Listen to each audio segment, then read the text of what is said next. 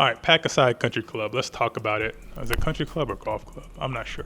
But Pakasai is about an hour. It was about an hour out from where we were staying. So we were kind of staying like on the beach area. We had this little resort villa. It was pretty dope. But we were staying there, and the course was about an hour out. Now, if you guys have seen my hula hula video and breakdown, you guys know that we got off to a horrible start with golf courses in Krabi. So a little skeptical about going into this course. I honestly wanted to cancel it and didn't even want to go because it's been raining the night before, and I just kind of figured that the course is going to be soaking wet, and I hear that golf courses in Krabi usually aren't that great anyways, so I just didn't really want to waste my time. So we ended up going anyways. I just kind of bit the bullet, just go get the experience, go get some content, go have a good time. So we pull up, hour drive, we pull up to the course. First impressions as we were pulling up, wasn't anything spectacular. I mean, there wasn't no caddies waiting for you outside, none of that. There was barely anybody there. There were probably like 3 or 4 employees, including the caddy that we got. Didn't even see many people on the golf course. Pro shop wasn't anything crazy. It was just like a little small room.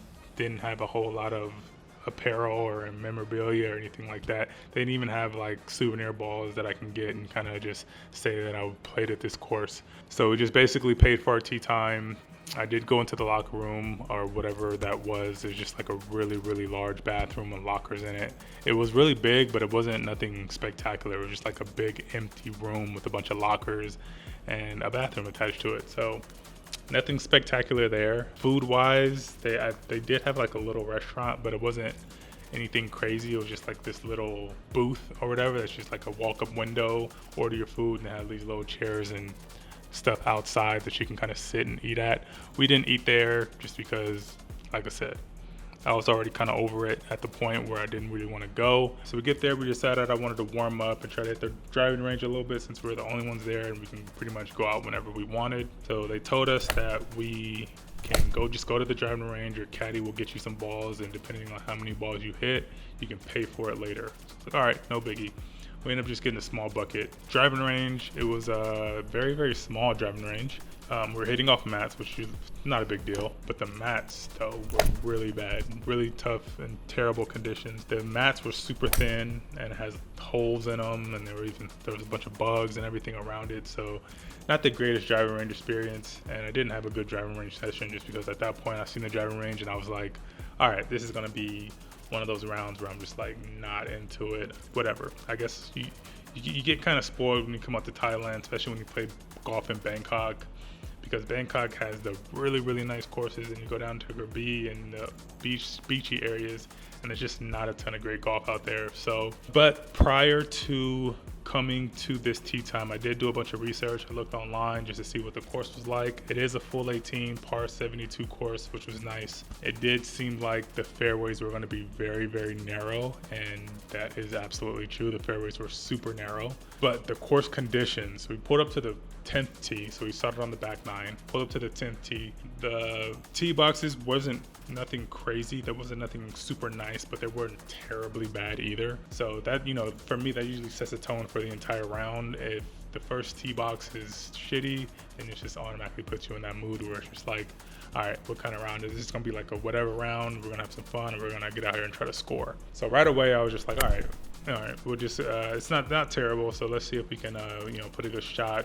Hit the first shot pretty good. I put it on the left side of the fairway. But speaking of the fairway grass, stupid long, very, very wet. It had been raining there the past couple of days, and it actually rained on us the day of. I think we're on like hole 3 or something like that. It started pouring down raining. But nonetheless, not much of a drainage system because, like I said, the fairways were soaking wet, muddy throughout the entire course. Like by the end of the round, my shoes were just absolutely just muddy. And like I said, first tee shot, I hit the ball on the left side of the fairway. We pulled up and we couldn't find it. So it took about 5 to 10 minutes trying to look for it. We finally found it. It was kind of buried in the soil because it was plugged because it was so, the grass was so wet, it just plugged right into it. So we were doing some lift, clean, in place throughout the entire round, almost every shot. The 10th tee, the first tee, I mean, the greens were undulated. You were hitting up onto the greens a lot on that, especially that back 9, which I think the back 9 is a lot tougher than the front 9. And this is kind of my fault. So when we pulled up and I got through the first hole, I already made a preconception in my mind of like, this course was terrible. I didn't like it, didn't like the course conditions, and I just kind of turned my mind off. So I didn't really try to go out there trying to score anything, didn't do a breaking eddy series. So I just figured we just get some creative angles and do like a cinematic video, because the views there are actually nice. The golf course is surrounded by like a lake or a couple lakes. There's like a couple big lakes throughout the entire course. So that was some cool views to see right off the fairways. A lot of trees, so many trees throughout this course. It almost kind of felt like we're in the jungle, because there are some parts that we were going through where it just looked like we were in the safari somewhere in the rainforest type of vibe. So it was kind of cool. There was a lot of loud birds throughout the entire round, so it gives you that, jungly, tropical type of vibe, which I kind of liked. Like I said, I was quick to judge the entire course just off the initial impression that I had, but the course actually isn't that bad. It's just if they keep up with the fairways and give the course a little TLC and mow the grass and all that stuff, I think this course has a lot of great potential. Greens were really slow. That's probably due to the fact that it rained a couple days up leading up to the round, and it rained on the day of too. So greens were super slow, and some of the greens were just very patchy and whatnot, but nothing that I'm used to playing back home. But I will say though, when we got through the front nine, aka the back nine, once we got to the front nine on hole 1, the course started to open up a little bit and actually started to be nicer. Like, I appreciated the front nine way more than the back nine. So the front nine is they're like two completely different courses. Still very narrow, but I think the conditions were even slightly better on the front nine than they were on the back nine, since we played the front nine second. But I will say, when we were on the front nine, meaning holes 1 through 9, the course did remind me a lot of Chino Creek and Butterfield Stage. If you guys ever played at Butterfield out in Chino, the course resembled that course a lot. It was kind of a mix between El Prado and like a Los Serranos country club. For those of you that live out in that area that's played both those courses, that's the kind of vibe that I got from this course. So like I said, not terrible by any means. I just wish the conditions were a little better. So the caddy experience, let's talk about the caddy experience. So it was me and Steph. Like I said, when we got there, we were pretty much the only golfers there. The course opens at 8 o'clock, and this was another course, a lot like Hula Hula, where the course doesn't open at the crack of dawn. It opened at 8 o'clock. We had an 8:30 tee time, so we got there at like 8, right on the dot. So the course was barely opening up. And once we got there, we were pretty much the only ones there. In terms of the caddy, they gave us one caddy that came with our green fees. So it was one caddy, one cart, and it was me and Steph. So it was me, Steph, and the caddy all riding together in the same cart throughout the entire round, which wasn't a big deal. It is what it is. But yeah, so that was a cool experience. Caddies was nice. They didn't speak a ton of English though, so there was a big language barrier, so there wasn't much talking to the caddies out there. They were pretty much silent the entire time. But they read the greens pretty well. There were a couple long putts that I had on the back nine that I sunk just because the caddy gave me a great read. So it was an enjoyable experience. I can't knock it, but in terms of like a lot of if I'm comparing it to some of the golf courses that we played out in Bangkok, these courses wouldn't even be on the list. But I will say, if you're going to be staying out in Krabi and you do want to golf, you're not going to have a terrible time at Pakasai Country Club.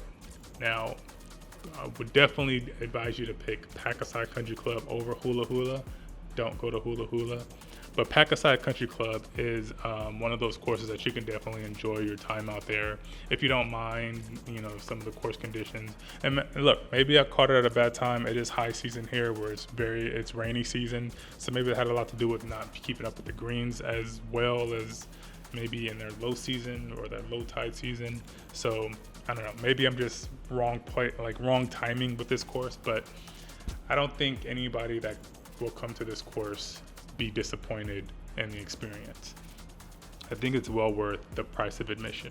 So with that being said, let's talk about the price. So for this course, your green fees, your caddy, and your cart it's going to come out to 2,200 baht. Now, 2,200 baht is just right around $67, which I think is fairly priced, especially being that you're in like a resort type of environment. It's not really a resort. I don't know why I said that, but $67 isn't terrible to play a course like that, in my opinion. So I think it was fairly priced, but that doesn't include the caddy tip. Now they recommend you paying your caddy, you tipping your caddy at least 300 baht, which is equivalent to about, I don't know, $8 or $9. So if you add it all up, you're right around that $75, $76 for the entire round, which, like I said, not terrible. I would more like to see that price for those conditions around that $50 price point, but extra 20, 25 bucks, I'm not gonna cry about it. So overall, experience was, like I said, it was decent. The conditions just wasn't suitable for me to go out there and try to score on because, like I said, man, I lost 2 balls in the fairway, just couldn't find them. Balls were getting plugged all over the place. The fairways were super roughy and grass was super long. Greens were really slow and patchy and all that stuff, and it just wasn't that type of course where you can try to score on. I guess you can. I don't even know why I'm saying that. You can definitely go there and score, but it's just like I wasn't having fun at that point, especially like I think it was like hole 3 where I lost the ball in the fairway. At that point, I was over it and I just wanted to go home, but Steph just kept telling me just to finish it out, enjoy yourself, try to get the experience, get some content. So that's what we did. But like I said, when we got to the back 9, aka the front 9, the course kind of got a lot better. So I kind of wish we had started on the back 9, or I kind of wish we had started on the front 9 and did the hole 1 through hole 18. But we ended up starting on the back 9, starting on the hole 10. So that kind of messed up the mood for me a little bit. But I think had we started on the front 9, I think I would have had a better experience, because had I done the better side first and then got to the back 9, it wouldn't have just kind of completely threw me off. But I digress. So that's my golf experience at Pakasai Golf Club in Krabi, Thailand. Let me know what you guys thought.